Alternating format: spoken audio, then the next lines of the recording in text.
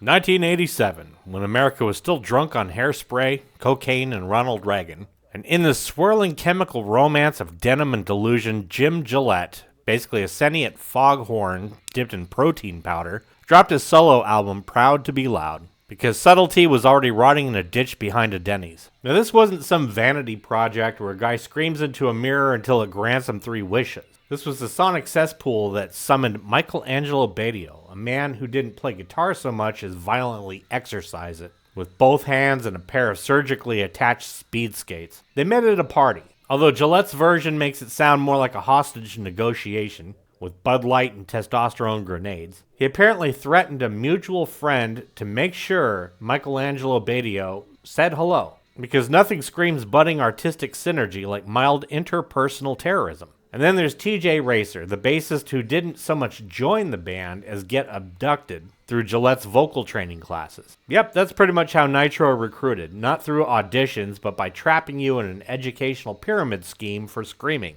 And together, they formed a trio of men who looked like rejected Thundercats villains and sounded like what would happen if a jet engine developed a sentience and filed a noise complaint against itself. But Proud to Be Loud wasn't just an album title, it was a warning label. A biological hazard sign disguised as music. But it was about that track, Nitro. That was the name of Michelangelo's guitar solo, because subtlety already died in childbirth, and Gillette was sawing through the umbilical cord with a double-necked ESP. It was less of a musical statement and much more of a premonition. The Horsemen weren't coming. They were already in the studio, tuned to drop D and cranking the reverb until the ozone layer started coughing. And this was a weaponized version of glam metal. 3-headed Hydra fueled by speed, squeals, and whatever meth substitute they were freebasing. Instead of arriving quietly, Nitro detonated. So now it's 1988, Hollywood. The Sunset Strip is a crime scene dressed up like a rock opera, and somehow Nitro walks in, makes everything louder,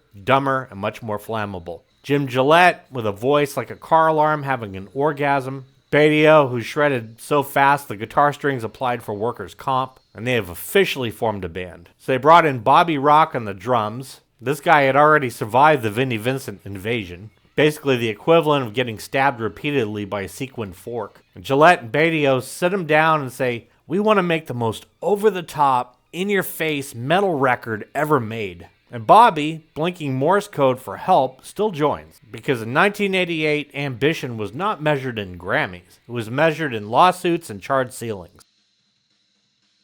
The first gig, Gazzarri's, the Sunset Strip's most sacred altar of sleaze. These maniacs don't just perform, they go frigging unhinged. Gillette literally lets out a scream so high-pitched that it actually breaks glassware. He shattered 3 wine glasses during their debut performance. The power of human lungs turned into this physics-defying laser beam. Somewhere a dog exploded. And instead of calling in an exorcist, Rampage Records signs the band right on the spot. It's unclear whether this was an actual label or just a group of sadists with a budget. Their first paycheck, $2,000, and a 2-page spread in the local press. Gillette claims they even broke Van Halen's attendance record at Gazzarri's, and then in a moment of rare sanity immediately says he's not comparing himself to Van Halen. But also yes he is. Their pitch to the label, we have the highest singer and the fastest guitarist. That's it. It wasn't a business plan. No hooks, no songs, just all-out pure stunt metal. And Rampage Records not only bought it, they escalated this thing. Somewhere in the boardroom, a guy in a mullet and a cocaine nosebleed said, "Yes, and more, and louder." Nitro wasn't trying to start a career, they're trying to summon a tornado using nothing but speed metal and pure lung capacity. And if your eardrums didn't file for divorce by the second chorus, you probably weren't invited back. O.F.R, out-fucking-rageous. Because subtlety was brought down in a back alley behind a TGI Friday, and Nitro was definitely the getaway driver giggling in the rear view. Forget restraint, totally out the window. Here's glam metal so aggressive it should have come with a nicotine patch and a court summons. So they recorded it at Front Page Productions in Costa Mesa, which based on the sound of the album, had to have been located directly beneath a collapsing parking garage during an earthquake. This was the sound of Jim Gillette and Michelangelo Badio just overdosing on their own output. And Charlie Watts, not that Charlie Watts, this one had never heard of jazz, and if he had, he'd spit on it, helped capture it all with the delicacy of a prison tattoo gun. 4 people are credited as producers. That's the same number it took to launch a space shuttle. Jim Gillette, Michelangelo Badio, Charlie Watts, and Bob Cahill, who may or may not have been legally sober during mastering. This was a team effort in the same way 4 guys trying to carry a burning couch up a fire escape is a team effort. And commercially, it did something. Peaked at 140 on the Billboard 200. Not bad for an album sounding like a jet engine going through puberty. Lingered on the chart for 9 weeks. Mostly because Billboard had no idea what the hell to do with it. And then, of course, Bobby Rock bails. Barely finishes the album before fleeing to join Nelson, a band whose combined testosterone might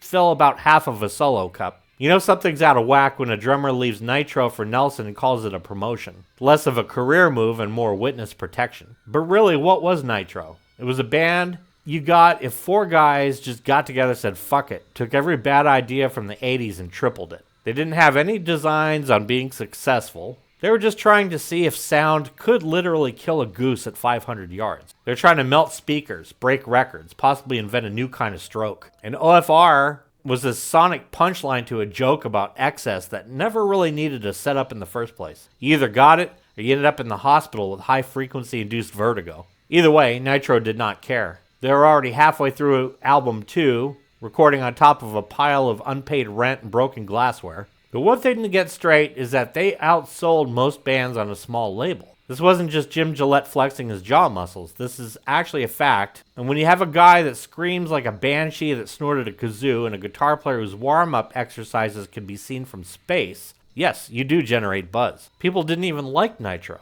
They were just morbidly curious. Like when you see somebody eat drywall and say, man, I gotta try that. You got Badio playing this double neck guitar upside down behind his back because regular playing is for cowards and mortals. Instead of cheering, the crowd just kind of clutched their temples and whispered prayers to Cthulhu. And then came the great reshuffling of 91. Bobby Rock already gone, vaporized by the sheer high pitch of Gillette's vocals. Casey Comet gets launched into the void, replaced by Johnny Thunder, who sounds like the human version of a wet gremlin. TJ Racer bails after the first tour, probably to seek peace, or silence, or psychiatric care. And in comes Ralph Carter, who, plot twist, already played bass on the first album anyway, because Nitro's band structure was a revolving door. And then, 1992, Nitro 2, HWDWS, hot, wet, dripping with sweat. Sounds like a greasy anvil on the head of a dying genre. Something some kid carved on the bathroom stall during detention. And the single, a cover of Cat Scratch Fever. Because if you're already a parody of yourself, you might as well go full on Nugent all the way. And just to salt the wound, a Christmas single titled Johnny Died on Christmas, because nothing says holiday cheer like corpse imagery and glam eyeliner. And behind the scenes, utter chaos. Total label drama. The guy who believed in them jumped ship to SBK, leaving Gillette, Badio, and their rotating cast of session drummers stuck in a record deal written in disappearing ink. Rampage Records did not promote the second album. They hid it, like a shameful uncle or a cursed VHS tape. And Gillette said that other labels tried to buy them out, but Rampage asked for $1 million. And then comes Marcus Mueller, guest drummer, veteran of Gillette's previous band, Cat Scratch Fever. Rips through the second album, and then, unfortunately, he dies in 95. And by 93, though, it all falls apart. Gillette quits mid-tour. He doesn't go solo, doesn't go to another band. Instead, he reads 6 months of books. Because after Nitro, you either heal or disappear into the woods. And that was it, no grand finale. Just a whisperer of a never-released music video called Boys Will Be Boys, a title so cursed it could summon the ghost of Warrant's roadies. Nobody knows what was in that video, but based on the rest of Nitro's history, some said it probably involved fire, spandex, broken glass, a helicopter, and a guitar with a whole shitload of necks. And then by 1999, Nitro's corpse twitched. Michelangelo Badio, because of course, decided to dig up some old demos and slap them on a compilation called Gunning for Glory, released under his label, Mace Music, which sounded less like a record company and more like something that should be on a TSA watch list. There weren't new tracks, there were unreleased demos, forgotten relics from an era where men screamed at the sky until their spandex caught fire. And people bought it, because like radioactive waste, Nitro had a half-life. And then came 2008 and a whiff of possible resurrection. Jim Gillette, spotted at the Rocklahoma Festival, said a reunion would be great, maybe next year. Translation, I've thought about it while bench pressing a lawnmower. He added it'd take 6 months to get his vocals back to where he wanted them. which based on historical record means 6 months of inhaling helium while doing deadlifts in a meat freezer. But then, spoiler, it didn't happen. Bedio shot it down faster than a pigeon in a punk bar. Why? Because Gillette wanted new material, and Bedio wanted to play the classics. Creative differences, they said. In reality, Gillette wanted to try rebuilding the Death Star, and Bedio was like, let's just polish the skulls we have already collected. Can't reunite chaos if it's aiming in two different directions. Fast forward to 2016, and the skies tear open. On November 30th, it's announced that Nitro is reforming. Again. Except this time they summoned a drummer from another species, Chris Adler, Lamb of God. They didn't bring back a hair metal vet. They brought in a dude known for double-kicking entire tectonic plates into submission. It's like as if Kiss tried to reunite with the drummer from Cannibal Corpse because they liked his energy. And Adler, to his credit, said the material had him blown away. Called it modern, heavy, groovin'. He said the chaos had been harnessed, sounding suspiciously like putting C4 in a lunchbox and calling it Tupperware. Nitro wasn't really tame, they just changed their diet. Squeals got meaner, solos got darker. And somewhere in the distance, a falsetto still screamed, "Freight train!" into the void. And this reunion wasn't really about the neon and the spandex anymore. It was more about compression, blast beats, vocal cords that could peel paint off a battleship. And it made perfect sense. Nitro was less about being supposed to grow old and actually more about mutating. Glam metal reborn with an attitude problem and a new gym membership. So by 2017, Nitro had done it again. Clawed their way out of the glam metal grave like a zombie with a six-pack abs and unresolved trauma. But this time, they brought, hold the fort, Victor Wooten, the world's greatest walking bass player. It's like assembling the Avengers of musical overkill.